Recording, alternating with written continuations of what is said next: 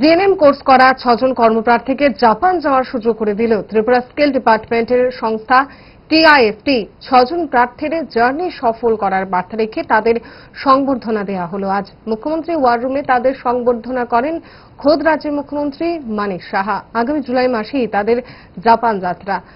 জাপানি ভাষাতেও 6 কর্মপ্রার্থীকে তালিম দেওয়া হয়েছে। এর পরের ধাপে আরো 7 কর্মপ্রার্থীর জাপান যাত্রার প্রস্তুতি চলছে। জাপান গিয়ে স্বাস্থ্য ক্ষেত্রে দক্ষতার ছাপ রাখবে রাজ্যের কর্মপ্রার্থীরা, এমনই প্রত্যাশা রাখলেন মুখ্যমন্ত্রী ডক্টর মানিক সাহা।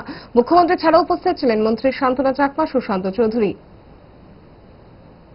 আমি আশা করি যে আগামী দিন ত্রিপুরার নাম তোমরা রাখবে এবং গভর্নমেন্ট, আমাদের মাননীয় প্রধানমন্ত্রীজি বারবার বলছেন, আজকে আমাদের 8 মার্চ আমাদের নারী দিবস গেছে, যেখানে বেশিরভাগই নারীরা আছে, একজন পুরুষ আছে। কিন্তু আমি বলবো যে আমাদের জন্য একটা প্রাইড যে ত্রিপুরার ছেলে মেয়েরাও এখন বাইরে যাচ্ছে এবং ত্রিপুরার নাম ঘোষণ করে আসবে, এটা দেখছি।